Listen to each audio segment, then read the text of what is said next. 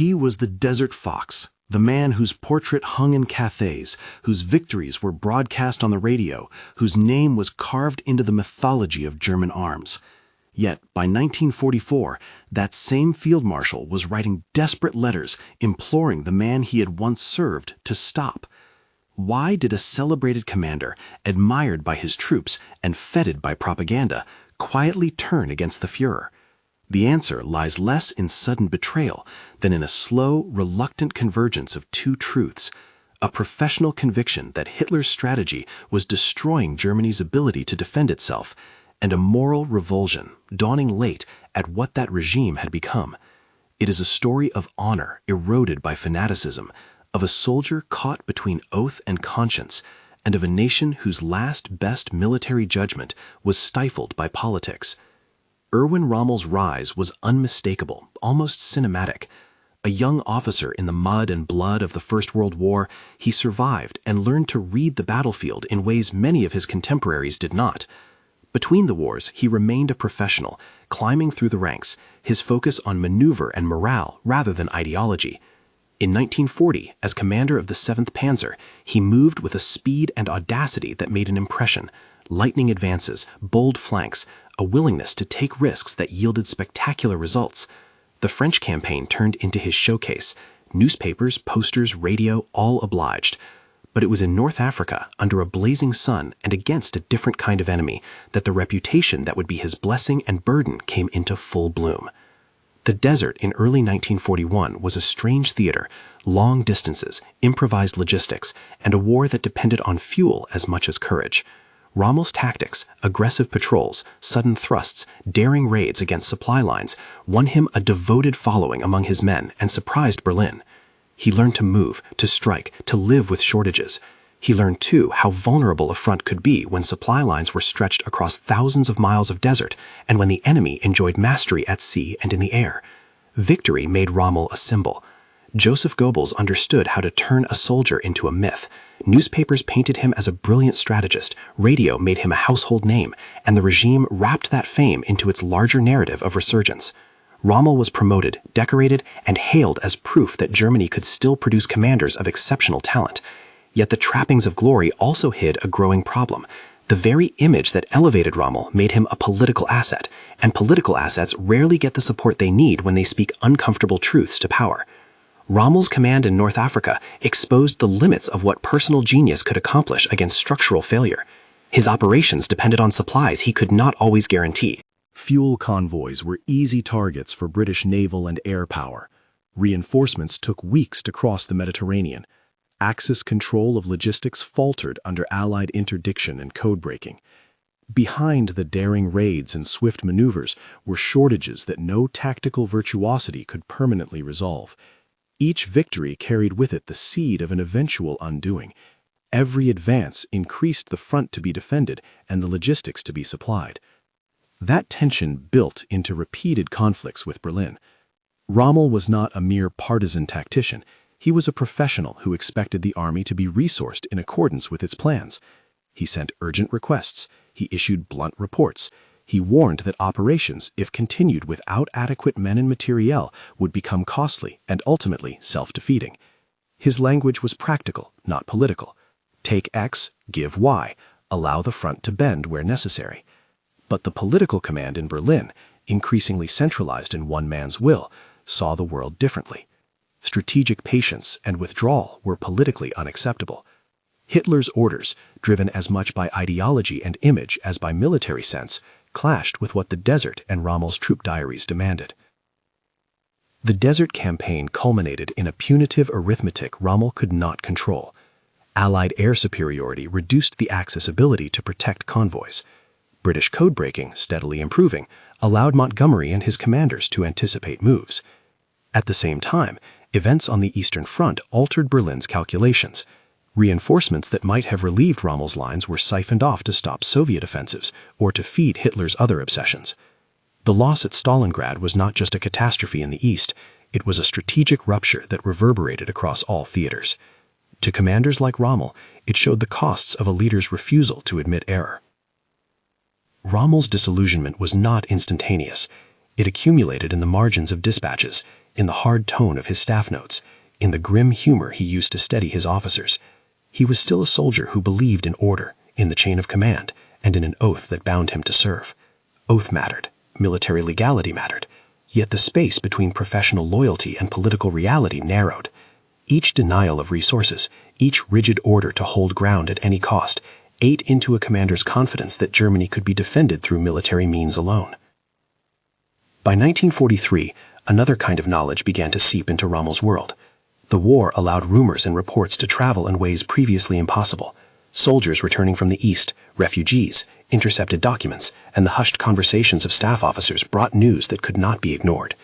Rommel began to hear of mass killings, of methods and policies that went far beyond ordinary warfare. He was not an immediate campaigner against the regime's crimes. His earlier blindness was not exceptional among professional soldiers who judged conflicts in military, not moral terms. Yet those rumors altered the calculus. Strategic realism and moral unease came to coexist in his mind. The regime's policies were not only unjust, but also degrading Germany's capacity to survive. These were the contours of Rommel's evolution, from celebrated tactician to weary critic. But to fully understand why he and men like him moved toward opposition, one must watch how politics and symbolism corrupted judgment. The image of Rommel was as useful to Berlin as any tank division. The Nazis needed symbols. Sometimes those symbols protected a commander from the worst of political interference, but only up to a point. When strategic necessities collided with ideological imperatives, the political leadership tended to win. Rommel, who had risen by prowess on the battlefield, found that battlefield judgment meant less when the Führer's prestige was at stake. The transfer from desert to coastline would be decisive. By 1943 and into 1944, the war's center of gravity shifted west. The Allies had learned, in hard ways, how to marshal resources for a cross-channel invasion. Air superiority, naval power, and an amphibious doctrine were coming together. Rommel, called back to France, was clear-eyed about what that meant. The Atlantic Wall was, in his words to colleagues, not merely a set of fortifications, it was the hinge on which Germany's desperate hope of negotiating a tolerable end to the war might turn. If the Allies were stopped at the waterline, if the beaches held, Germany could buy time, bargain, or at the very least avoid immediate occupation. If the beaches were breached and the Allies established lodgements, German strategic options would shrink rapidly. Rommel inspected cliffs, bunkers, and beaches with the same directness he had applied to desert maneuvers. He argued where concrete should be poured, where fields of fire needed clearing, where anti-tank obstacles should be placed. He understood that a frontal defense in depth required more than local heroics. It needed integrated reserves, mobile counterattack formations, and above all, freedom to act. That sixth sense for operational cohesion now ran straight into an immovable political reality. Hitler's insistence on centralized control and on holding specific points at all costs. The Führer prized symbolic anchors, places that must not fall because their fall would be a propaganda victory. Rommel knew the cost of such choices, and he feared the price Germany would pay. Allied deception compounded the strategic dilemma.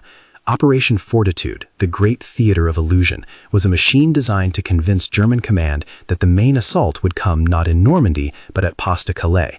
Fake armies appeared on maps and in the air, dummy equipment and phony radio traffic fed the illusion. To Rommel and other field officers, the deception was not merely clever, it was lethal. It encouraged the political leadership to hold divisions in the wrong place, and it missed a basic fact of modern invasion. Once an attacker secures a beachhead and builds logistics, they can pour resources into it. A coastline can be fortified until the last butt. Absent mobile reserves and air parity, those fortifications can become tombs rather than ramparts. Rommel's thinking hardened in this context. He argued, repeatedly and publicly in staff circles, that Germany should prepare to meet the invasion at sea and at the beaches, but he also warned that if the Allies gained footholds, the present plan would fail. He recommended flexible counterattacks and the allocation of armored divisions in positions where they could be rapidly employed. He wanted authority to move forces as circumstances required. He was denied. Command decisions remained politicized. The personal politics of the Führer's court, the demand that certain commanders remain in place and that certain orders be obeyed without negotiation, turned professional military logic into a subordinate voice. It was not a simple clash of tactics, it was a clash of worldview. Rommel saw war as a set of problems to be solved pragmatically. Hitler saw it through the lens of destiny and symbol. That dissonance became clearer as the date for an Allied cross-channel operation loomed. Rommel studied invasion maps and title charts. He walked the beaches and tested obstacles. He knew that a tide, a fog, or a misjudged wind could change the fate of thousands in a single day. His assessments grew more urgent, and with urgency came a new kind of language, not just how to win a battle, but how to preserve a nation from irreversible defeat. The propaganda that had once carried Rommel's fame complicated his position. To German civilians and many in the army, Rommel was a hero. To Hitler's inner circle, he was both a useful idol and an inconvenient voice when he warned against the Führer's orders. Goebbels and the propaganda machine were adept at using a figure like Rommel to sustain morale, while simultaneously silencing the specific problems he raised. The myth around Rommel insulated him, but also made his every dissent more dangerous. A celebrated marshal who questioned the Führer risked undermining the entire tableau of legitimacy. Behind these professional disputes, a quieter moral shift was also occurring. Reports from the East, the grim stories of civilian massacres, and the anonymous horrors that only late in the war could no longer be fully hidden, began to change Rommel's private calculus. He started to see the war not only as a contest to be won or lost on operational terms, but as a project headed toward moral catastrophe. It was a slow change, not a sudden conversion. He had been a dutiful soldier who had served under a regime and who had accepted, at least in the early years, the boundaries between military conduct and political crime. But hearing of industrialized murder and mass executions moved him. He could not, in good conscience, continue to offer only tactical assessments when the state he served engaged in crimes that emptied the moral legitimacy of any argument about national survival. This combination of professional alarm and moral unease made Rommel different from some of his contemporaries. Not every senior officer reached the same conclusion. Some were motivated by self-preservation. Others remained ideologically committed. A few may have weighed both calculations. But in Rommel's case, a frontline commander's repeated, specific warnings about the conduct of the war gradually took on a deeper significance. For him, opposing Hitler, when opposition finally came, was not an abstract political rebellion, but a practical judgment. The leader's choices were destroying Germany's chance of a negotiated end, and by extension, destroying the nation itself. Rommel's language in staff rooms was candid. He told colleagues that Germany faced a choice between continued ruin and a negotiated solution that might preserve some degree of national continuity. His preference was not assassination or secret murder. He remained, stubbornly, a man of legal frameworks. Arrest, trial, removal by lawful means. Those were the options he preferred. The difference between this stance and the conspirators plotting assassination would later become a pivotal point. Rommel distrusted murder as a political tool. He feared the moral abyss it implied, even as he recognized that the regime might have to be removed for Germany to survive. The Allied preparations for the cross-channel invasion intensified the pressure. Intelligence accumulated. Deception completed its orchestration. Rommel, back on French soil, saw a danger that was both immediate and existential. He fortified beaches, supervised the placement of obstacles, and insisted on defensive doctrines that emphasized the immediate repulse of an amphibious force. But in his private notes, he also expressed a fear. Even if beaches could be held, the longer the war dragged on under Hitler's direction, the less likely Germany could negotiate any favorable terms. Time was not neutral. It favored the industrial and numerical superiority of the Allies. Late in the spring of 1944, Rommel's tone shifted from tactical urgency to existential warning. The Atlantic Wall could slow an invasion. It could even, under ideal conditions, with mobile reserves and air parity, make a landing prohibitively costly. But ideal conditions were precisely what the German command could no longer guarantee. The air war had tilted decisively, and the Allies controlled the sea approaches. The deception ensured that Germany's dispositions would be misaligned at the critical moment. Thus, Rommel believed, the defensive effort on the coast might only produce wholesale slaughter with little strategic gain.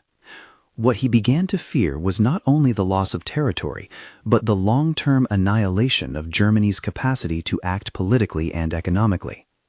The regime's ideological priorities, its insistence on symbolic stands, its punishment of those who disagreed, and its refusal to admit error were hollowing out the possibilities of a negotiated, honorable withdrawal from the worst effects of war.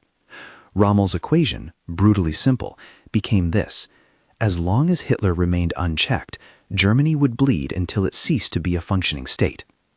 Some officers reacted to this conclusion with conspiracies. Others sought a calmer course. Rommel did not believe in murder as a solution. He wanted legal removal, a tribunal, appraisals that would separate a nation from its leader without sinking to the regime's methods.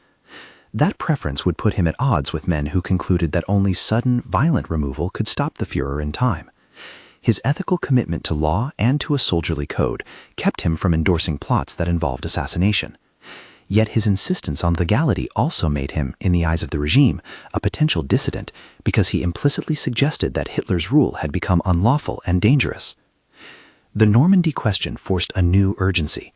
When the invasion came on June 6, 1944, it pierced the heart of Rommel's fears. Operation Overlord was not a single battle. It was the strategic blow that would test whether German military logic could still shape outcomes. Rommel's preparations had been earnest. He had reinforced beach obstacles, insisted on creating interlock lines of fire, and demanded a rapid use of armored reserves. But two realities undercut his preparations. First, the Allies' mastery of the air and sea gave them a sustained logistical advantage. Second, Operation Fortitude had convinced many in Berlin that the main assault would arrive elsewhere.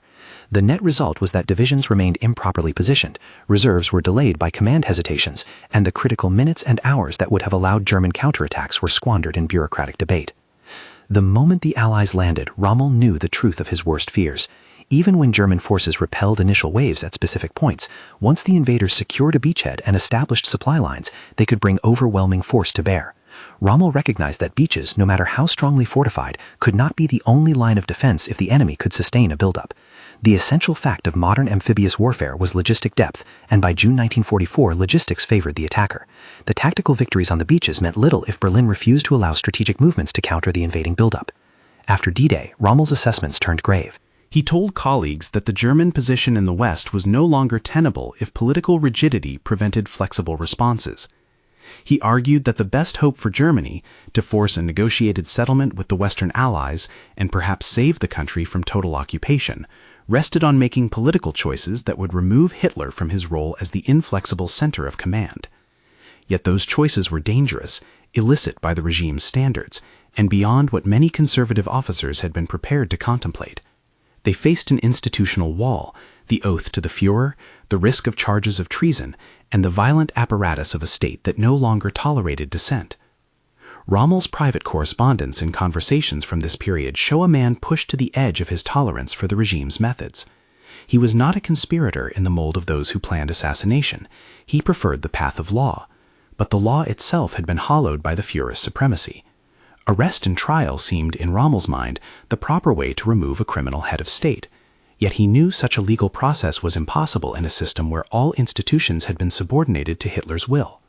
The alternatives available to him and others were thus terrifying.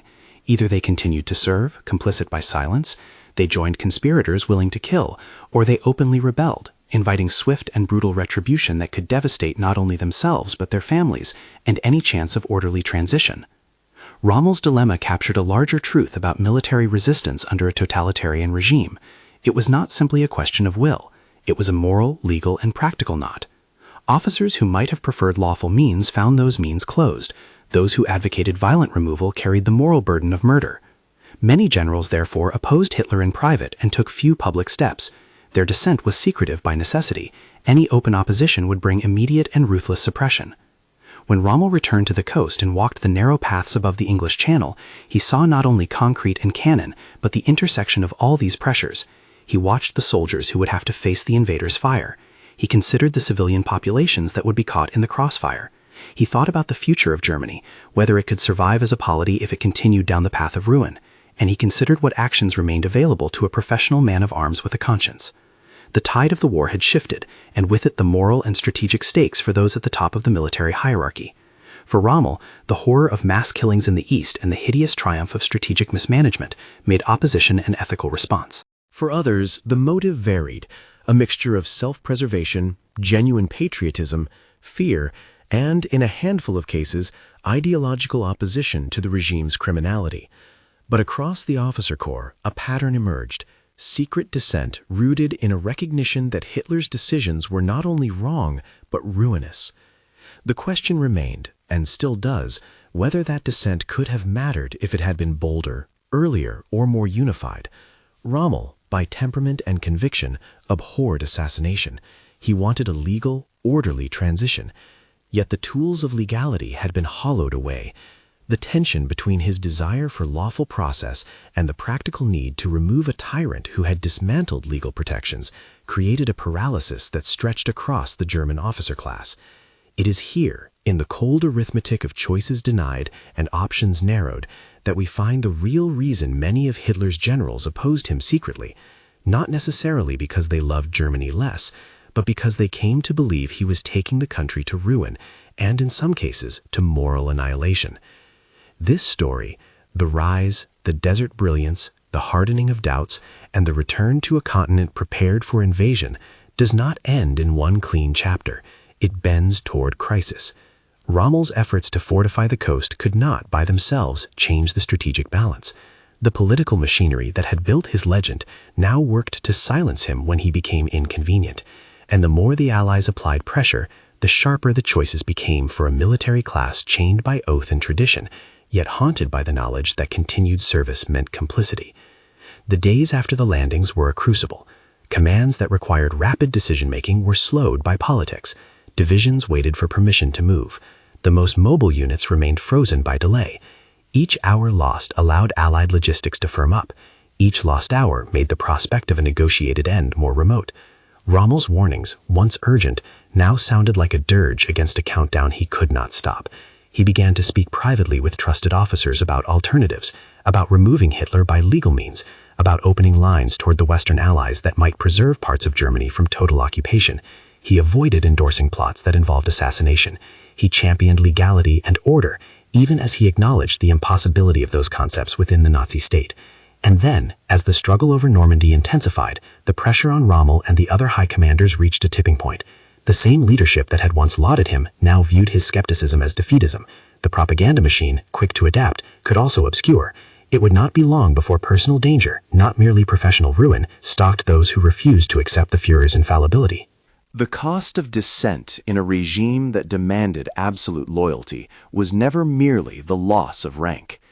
In the days and weeks that followed the invasion, Rommel's private conversations grew more urgent and his actions more deliberate. He urged the reallocation of armored divisions, he corrected defensive plans, and he told confidants that Germany needed to negotiate with the West while it still could. He continued to defend his belief that murder was not a path to national salvation. He pleaded in the only language he trusted, the language of a soldier, for practical measures that might reduce slaughter and preserve a remnant of Germany's future. That plea, however, collided with realities that would not bend so easily. The men who had to decide were as human as their fears.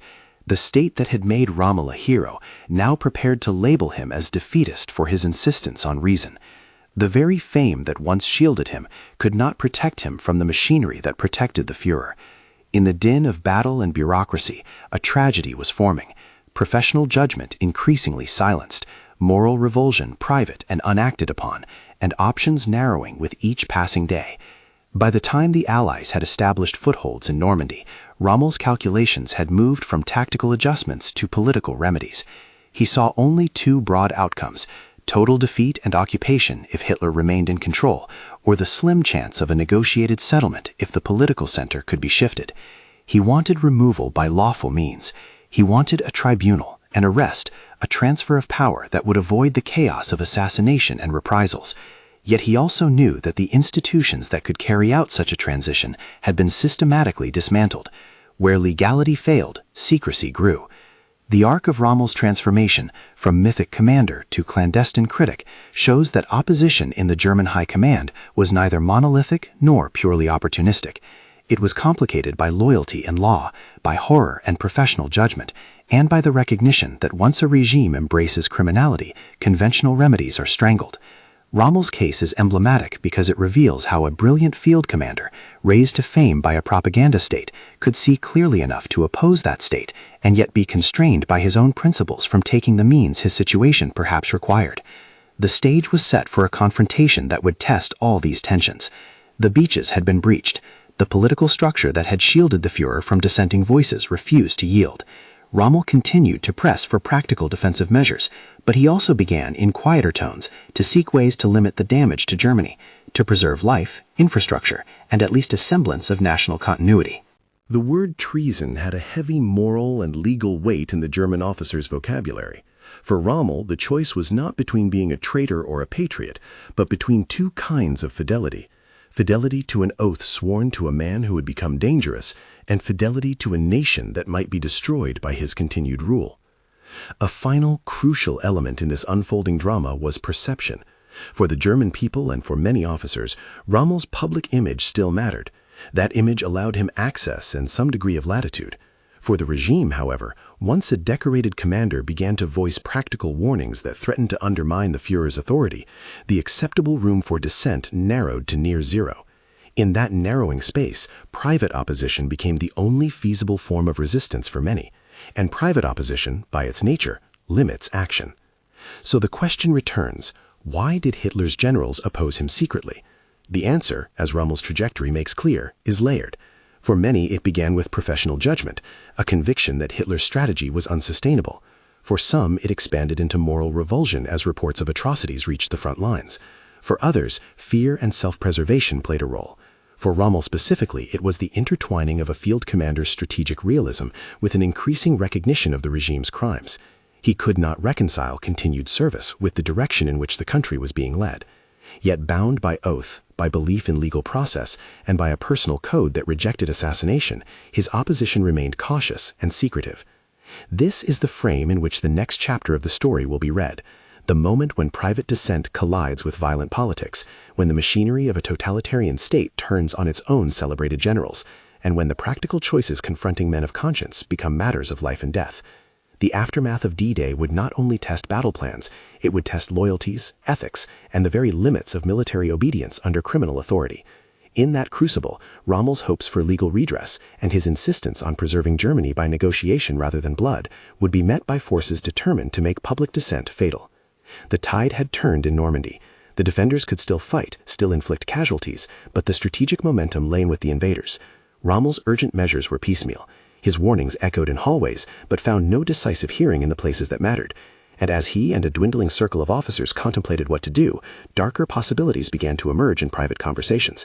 Not appeals to legality, which seemed increasingly quick-sighted, but plans that now involved removing a man who had lost all sense of proportion. Yet even as those conversations multiplied, Rommel held to his principled stance against assassination. He wanted the Führer removed, but by lawful means. That ethical dissonance would prove decisive. It made him neither a conspirator in the way some of his colleagues were, as that clarified cruelly what secrecy and hesitation cost. The campaign in the West accelerated. The Allies consolidated. German counterattacks faltered, not only from tactical inferiority, but from the absence of decisive command freedom. Orders were slow. Authority was centralized. The political gravity of the Führer's word made nimble, professional military responses impossible. Rommel's appeals to practical necessity were answered by a system that preferred symbolic stands to adaptive strategy. In the next phase of this story, these tensions would erupt into personal tragedy and political purge. For now, however, the record shows a man who had earned the right to be heard and found his right denied. It shows how the intersection of strategic misjudgment and moral horror can convert revered leaders into clandestine opponents. It shows, too, why that opposition remained secret. The stakes were as simple and as terrifying as execution and family reprisal, as immediate as the loss of rank, and as final as public dishonor and death. And so Rommel, once the Desert Fox, became something else. A soldier who, admitted to the limits of military means, searched for a way to limit the damage to his country. In private correspondence and in solemn meetings with trusted officers, he sketched plans that would place Germany's future above the personal loyalty owed to a man whose decisions he no longer trusted. That step, the quiet, resolute move from battlefield tactics to political remedy, would set him apart from many peers and place him directly in the path of a regime intolerant of dissent. The invasion had exposed the strategic fractures. The reports from the East had opened a moral fissure, and the propaganda that had sustained Rommel's fame had by now begun to swallow the man behind the myth. His choices, when they finally ripened into action, would be weighed not just in the balance of military logic, but under the harsh light of the regime's appetite for retribution. The cost of opposition would not be measured in lost positions alone. It would be counted in lives, in families, and in the fate of a country that still, even in those fraught months, could have chosen a different course. As the Allies tightened their grip on Normandy and political pressure hardened in Berlin, the fissures turned to fractures. Rommel's private warnings became more desperate. He insisted on transfers of armor. He pressed for authority to act locally. He warned that the longer Hitler stayed in control, the less likely any negotiated settlement would be. Yet he refused to sanction murder. He sought a legal solution in a world where legality itself had been subsumed by the Führer's claim to absolute power. That contradiction would determine both his fate and the fate of those who looked to him for leadership.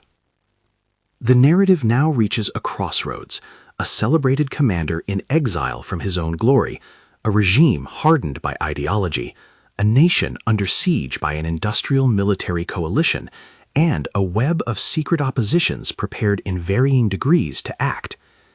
In the months to follow, decisions would be made in backrooms, in whispered exchanges, and in the private papers of men who had once been public heroes. What remains clear from this stage is why many of Hitler's top officers turned against him quietly. Strategic reality combined with moral awakening made continued service impossible. Yet the regime's structure and the officers' own codes made concerted public revolt unthinkable. The stage was set for confrontations of every kind: military, political, ethical.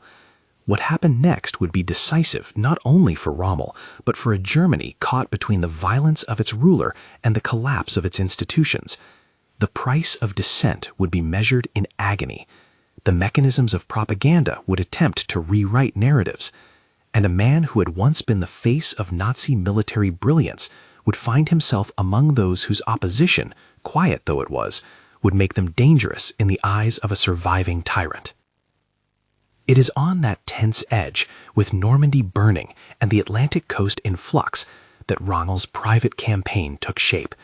He moved from tactical command to political counsel. He asked hard questions. He refused, in principle, to cross the moral line that assassination represented. He pressed for a legal removal of Hitler, an idea that, within the system that had exalted and then constrained him, was increasingly fanciful. Yet he pursued it, not as an act of cowardice or betrayal, but as a reluctant, constrained attempt to save his country from ruin. The consequences of those constraints would soon be laid bare. What followed was not a tidy courtroom drama or a clear political transition. It was a messy, violent confrontation that tested the limits of loyalty, the courage of conscience, and the meaning of duty in the face of criminal authority. And at the center of it all stood Rommel, admired, embattled, morally troubled, and increasingly isolated. What the next days would reveal was whether lawyers and tribunals, reasoned arguments and appeals to honor could stand against a regime prepared to murder to preserve itself. The answer, as history shows, was harsh. But to understand why the generals opposed Hitler secretly, rather than publicly, sooner or more forcefully, one must hold in view all the pressures that bound them: the oath, the fear of reprisal, a soldier's code against assassination, the collapse of legal mechanisms, and the slow clarity that the Führer's decisions were destroying Germany. Rommel's story at this point is not yet complete. The defensive plans continue. The debates between professional judgment and political command intensify. The men who opposed Hitler do so in whispered counsel rather than open revolt. And the stage is set for a series of events that will test whether secret opposition can ever overcome a regime that brooks no dissent. In those coming moments, the price of dissent will be exacted in ways that will alter the lives of these officers and the fate of the nation they once sought to defend. The blow that finally removed Rommel from his immediate sphere of influence came not from a court or a coup, but from a single roadside catastrophe that reads like the cruel irony of a soldier's life. On July 17, 1944, while traveling through Normandy, his staff car was ambushed by Allied aircraft. The machine of war that he had spent months trying to fortify against, planes, sea power, and logistics, struck him instead. He suffered a fractured skull and other severe injuries, was rendered unconscious, and was shipped back to Germany for treatment. The timing could not have been worse for a man who, in the weeks before the invasion, had been arguing for more authority to move forces and for a realistic appraisal of Germany's options. Rommel's absence from the scene was consequential in practical terms. The most senior and most publicly admired general on the Atlantic coast was suddenly out of action at the very moment the strategic game was changing. But more importantly for the story of quiet opposition inside the German high command, his injury removed him from a dangerous tightrope. He had been a rare figure who combined frontline credibility with a willingness, albeit cautious, to contemplate political remedies. Convalescence became exile. Being incapacitated became, in effect, a way for him to avoid immediate compromise while others in the army debated extremes. What happened next unfolded under the shadow of two linked events: the Allied landings that began on June 6th, and a desperate local conspiracy in Berlin that sought to remove Hitler by force. On July 20th, 1944, Klaus von Stauffenberg's bomb exploded in the Wolf's Lair. The attempt failed to kill Hitler, and the regime's reaction was instantaneous and merciless. The subsequent purge rippled through the officer corps. Men were arrested, tortured, and executed. Families were ruined. The security services moved to root out any network of dissent. In that atmosphere, private opposition, already the only safe form of resistance for many officers, became lethal. Rommel, seriously wounded, found himself in a strangely vulnerable position. Word reached him that some conspirators had thought to consult him, to use his influence, or at least to count on his willingness to accept an alternative to Hitler. The historical record shows only that he was not an active organizer of the assassination plot. He had expressed distaste for murder as a political tool and had preferred legal measures to remove the Führer. Yet the regime needed scapegoats and needed to close ranks. Rumors and the regime's own eagerness to find enemies drew a dangerous line between suspicion and condemnation. By October 1944, the net had tightened. Rommel, now recuperating and living under a cloud, was summoned to a grim audience. Senior officers, men tasked with enforcing the Führer's will inside the Wehrmacht, offered him a choice that was not a choice in any moral sense: face a public trial with the almost certain result of a public execution and disgrace for his family, or accept a quieter death by poison in exchange for state honors and a reprieve for those he loved. The men who presented the ultimatum made it clear that his family's safety and the preservation of his name in official channels depended on his compliance. In those final hours, private loyalties and public calculus collided. Manfred Rommel, the son whose later recollections provide a human detail to the politics, remembered the agony of waiting and the unbearable decision that confronted his father. He would later describe how his father, despite everything, sought above all to shield his family from the regime's vengeance. Whether in those final conversations Rommel believed fully in the legal fiction being offered, death as an act to save honor, matters less than the fact that he accepted the poisoned gift rather than endure a public spectacle that would have disassembled his family in the name of the Führer's justice. Rommel died on October 14, 1944. The Nazi state staged a funeral befitting a national hero: honors, eulogies, and a carefully curated narrative that emphasized loyalty and military virtue. Propaganda ministers leapt at the occasion. Goebbels and the party apparatus reframed what had been a complicated and increasingly critical relationship into a simple tale of a loyal field marshal felled by fate. The regime's spin was twofold. It reclaimed a valuable symbol, and it sent a warning that dissent, even from a national icon, could be managed or eliminated. The aftermath was messy and morally ambiguous and instructive. On one hand, Rommel was spared a public trial that would have involved details he may have preferred to keep private. His family retained some privileges and protections that might otherwise have been stripped away. On the other hand, the bargain robbed the public sphere of the chance to force full accountability. The regime's version of Rommel's death fed the myth that some parts of the military had been clean of the regime's criminality, while other parts were tainted. That selective memory would have profound consequences for post-war Germany's ability to reckon with its past. Rommel's removal and death illustrate an essential feature of why many of Hitler's generals opposed the Führer secretly. Dissent under a totalitarian system is itself moral calculus. The cost of open defiance was not only personal, it was institutional and familial. A public denouncement could mean an immediate bloodbath among colleagues and kin. The oath that had bound officers to a person rather than to the Constitution was not merely ceremonial. It was backed by a security apparatus authorized to pursue traitors and by a political culture that conflated obedience with national salvation. In such a system, opposition had to be clandestine if it was to be a survival strategy for anyone who still hoped to save the country. Multiple motives steered private opposition across the German officer corps, and Rommel's story helps us sort them. Some generals were driven primarily by strategic realism. They saw, with professional clarity, that Hitler's choices, hit-and-hold orders, forbidding withdrawals, subordinating military judgment to ideological imperatives, were destroying Germany's capability to negotiate or to defend itself in a rational way. Others faced the dawning horror of the regime's criminality and felt an ethical imperative to resist. Still others were motivated by self-preservation, concerned that continued association with catastrophic policies would doom them politically and personally. And a few were committed in ideological opposition from the start. In Rommel's case, these motives blended. He had been a renowned tactical commander. His early career and battlefield successes gave him both prestige and a platform to argue for pragmatic measures. He was not, however, an ideologue who had predicted or planned the regime's crimes. His moral rupture appears to have been progressive. He first objected to policy because it was tactically ruinous, and as reports of atrocities reached his circle, that strategic objection hardened into moral revulsion.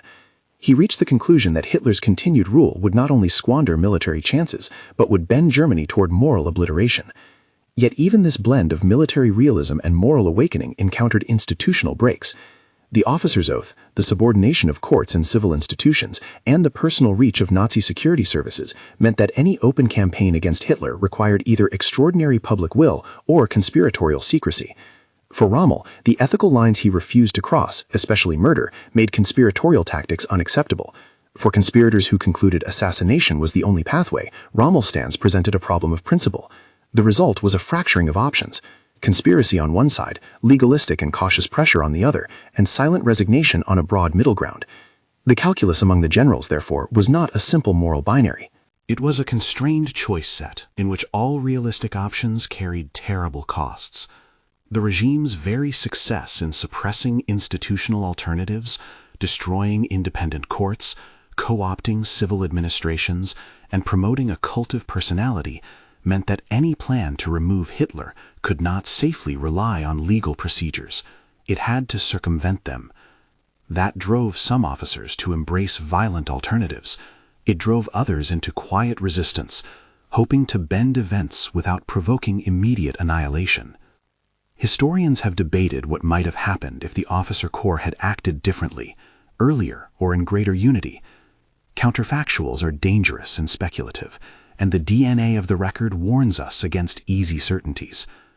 What can be said, firmly, is this: many of Hitler's generals turned against him, not out of a sudden moral conversion or mere self-interest, but because a professional judgment about national survival collided with an ethical awakening to the regime's crimes.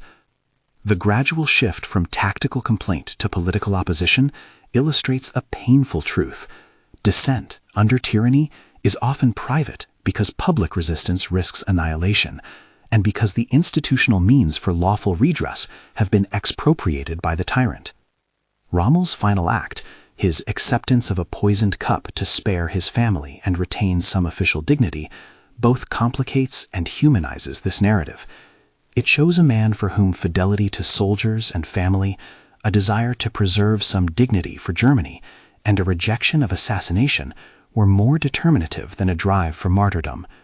It also shows a regime that, even in claiming to honor him after his death, was simultaneously instrumentalizing his legend to blunt critique and to sustain a narrative of noble military resistance where none had been entirely consistent. The broader lesson, and the direct answer to the title's question, emerges from this tangled combination. Why did Hitler's generals secretly oppose him? Because many of them, Rommel prominently among them, reached a bleak pragmatic and moral verdict. Pragmatically, Hitler's strategic choices were dismantling Germany's ability to wage an effective defense or to secure conditions for a negotiated peace. Morally, the emergence of mass atrocities and state-sanctioned crimes made continued service ethically untenable for some. That twin realization, strategic realism paired with moral revulsion, pushed officers toward opposition. They opposed him not primarily as lovers of treason, but as reluctant guardians attempting to prevent a greater ruin. Secrecy was often the only feasible form of opposition in a state that crushed legal remedies and equated public dissent with betrayal. Yet those who opposed him secretly were constrained by the very institutions that had produced the catastrophe. The oath of loyalty, a culture of military honor that condemned assassination, the co-opted legal apparatus, and the reach of the secret police all made overt action risky and unlikely to succeed. Those constraints meant that dissent, however sincere, was often too cautious, too fragmented, and too late to change the course already set by ideological fanaticism and military mismanagement. Rommel's story also illuminates how propaganda can both shield and betray. His fame initially protected him and lent weight to his warnings. It also made him a more valuable symbol to a regime unwilling to hear those warnings. Once his dissent became inconvenient, the same machine that had lionized him reconstituted him as a loyal martyr. The public image not only preserved his legend, but obscured the more complex truth, that his opposition had been gradual, conflicted, constrained by principle, and ultimately punished. In the end, the cost of that constrained opposition was terrible: individual lives destroyed, families imperiled, and a nation battered into occupation. Rommel's death, staged as a heroic ending to a complicated life, became part of a larger post-war story that sometimes sanitized the Wehrmacht and sometimes used individual heroism to whitewash systemic crimes. History requires both nuance and moral clarity. Rommel merits neither uncritical hagiography nor reduction to a mere symbol. He was a brilliant tactician who later became a man of conscience and caution, a figure whose private resistance was shaped as much by professional judgment as by ethical awakening. The question we began with, the real reason Hitler's generals secretly opposed him, has an answer that is less dramatic than a single conspiratorial plot and more tragic than a simple act of courage. It is the story of professionals who recognized the ruin of their country, of men who learned too late about the regime's crimes, and of an officer class whose codes and fears made open revolution unthinkable. It is the story of Rommel, whose arc from celebrated commander to constrained dissident reveals the limits of military honor when confronted by political fanaticism and mass criminality. If there is a moral to be drawn, it is this: institutions matter. Oaths and ceremonies mean little when the legal frameworks that could constrain despotism are hollowed out. Symbols can prop up a regime, but they cannot replace the hard work of legitimate independent institutions. And for those who serve their country by arms, there is a bitter choice between fidelity to orders and fidelity to conscience, a choice that, under a criminal regime, becomes almost impossible to resolve without cost. Erwin Rommel's life and death show how that cost was paid. He did not lead a public revolt. He did not endorse assassination. He chose in the end an action intended to protect those he loved and to preserve, in whatever limited way remained, the honor of a soldier. His private opposition, and that of other generals, was born from the combination of strategic despair and moral awakening, and constrained by an oath, a legal void, and the reach of a brutal state. That is the real reason they opposed him secretly. Not grand treason, but a desperate attempt to salvage something of a nation they could no longer recognize. If you want to dig deeper into primary sources and accounts that informed this story, memoirs, intercepted communications, and contemporary testimony, check the description for recommended readings and archives. If this look at Rommel and the secret opposition among Hitler's generals helped you understand the fragile line between duty and conscience, subscribe for more deep dives into the pivotal decisions of World War II and the men who had to make them.